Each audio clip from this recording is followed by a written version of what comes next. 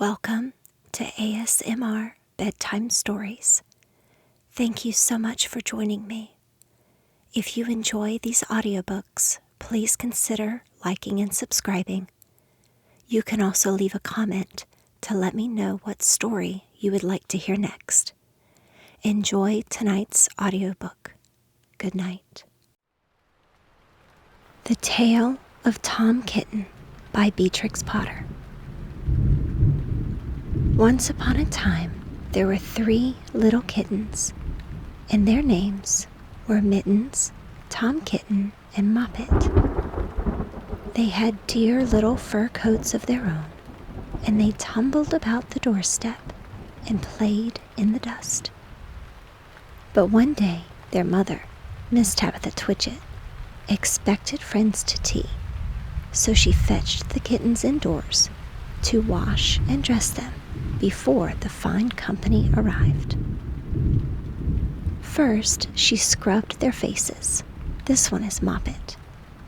Then she brushed their fur. This one is Mittens. Then she combed their tails and whiskers. This is Tom Kitten. Tom was very naughty, and he scratched. Miss Tabitha dressed Moppet and Mittens in clean pinafores and tuckers, and then she took all sorts of elegant, uncomfortable clothes out of a chest of drawers in order to dress up her son Thomas. Tom Kitten was very fat, and he had grown. Several buttons burst off. His mother sewed them on again. When the 3 kittens were ready, Miss Tabitha unwisely turned them out into the garden to be out of the way while she made hot buttered toast. Now keep your frocks clean, children. You must walk on your hind legs. Keep away from the dirty ash pit, and from Sally Henny Penny, and from the pigsty and the puddle ducks. Moppet and Mittens walked down the garden path unsteadily. Presently, they trod upon their pinafores and fell on their noses. When they stood up, there were several green smears. "Let us climb up the rockery and sit on the garden wall," said Moppet. They turned their pinafores back to front and went up with a skip and a jump. Moppet's white tucker fell down into the road. Tom Kitten was quite unable to jump when walking upon his hind legs and trousers. He came up the rockery by degrees, breaking the ferns and shedding buttons right and left. He was all in pieces when he reached the top of the wall. Moppet and Mittens tried to pull him together. His hat fell off, and the rest of his buttons burst.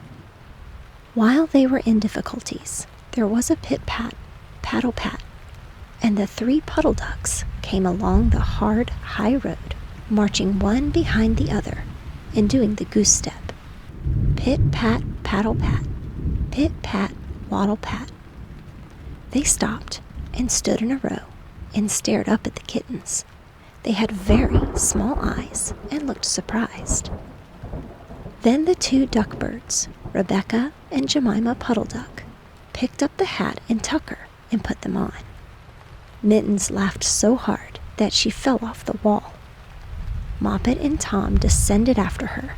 The pinafores and all the rest of Tom's clothes came off on the way down. "Come, Mr. Drake Puddle Duck," said Moppet. "Come and help us to dress him. Come and button up Tom." Mr. Drake Puddle Duck advanced in a slow, sideways manner and picked up the various articles. But he put them on himself. They fitted him even worse than Tom Kitten. "It's a very fine morning," said Mr. Drake Puddle Duck, and he and Jemima and Rebecca Puddle Duck set off up the road, keeping step. Pit-pat, paddle-pat, pit-pat, waddle-pat. Then Tabitha Twitchit came down the garden and found her kittens on the wall with no clothes on. She pulled them off the wall, smacked them, and took them back to the house. "My friends will arrive in a minute, and you are not fit to be seen. I am affronted," said Miss Tabitha Twitchit. She sent them upstairs, and I am sorry to say, she told her friends that they were in bed with the measles, which was not true. Quite the contrary, they were not in bed, not in the least. Somehow, there were very extraordinary noises overhead, which disturbed the dignity and repose of the tea party.